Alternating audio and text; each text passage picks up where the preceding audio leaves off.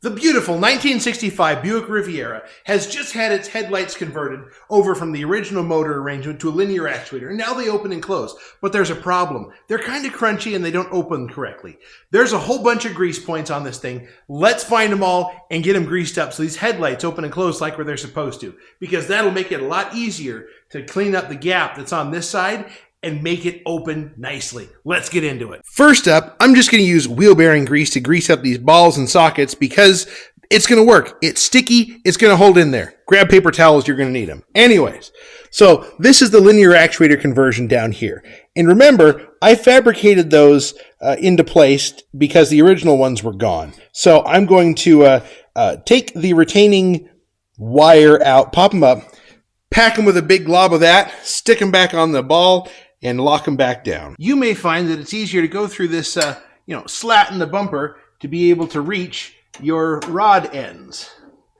Keep in mind, these are not original. These are modified. I built these because the original ones were gone.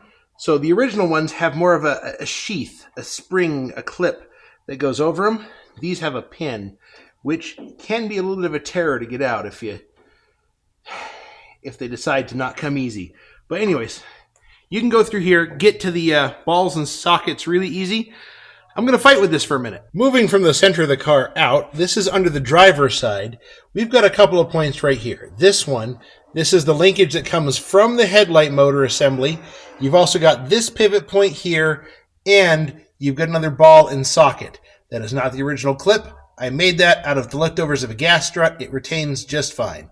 So grab your favorite spray lubricant. I'm going to use a heavier white lithium grease to hit these points to keep this mechanism moving like it's supposed to. I'm going to slide the clip down and pack that with grease just like the other one.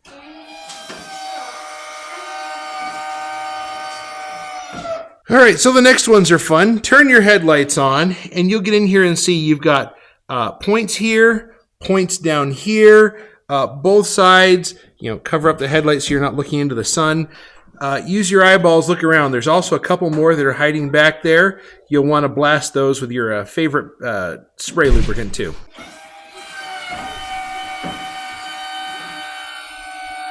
So as I'm going through this, I found one more point right up here. Let me get my flashlight in there. It's one more little rotating point you can kind of barely see between the bezel and the clamshell itself. Get that one too.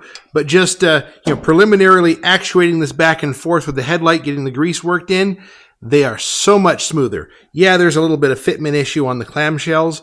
So that's an overview. There's a lot of moving parts in these beautiful clamshells. And I even noticed, looking at this one, there's something bent. It's the top half further inboard and the bottom half further outboard. The fact that they work is good enough for me for now.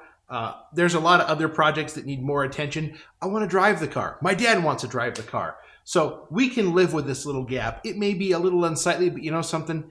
There's more things to worry about in life than that little gap. But that's an overview as far as all those lubricating points. There's a fair bit there. You need to keep up on it to keep these things working like they're supposed to. I was reading an article that talked about when Buick introduced these, and they were very hesitant about the design because it was so complicated for the time. The motor in the middle actuating the headlights out here through a series of bell cranks. It's a complicated headlight, but keep them lubricated and you'll help keep yours working like they're supposed to. Anyways, thanks for watching. We'll catch you later.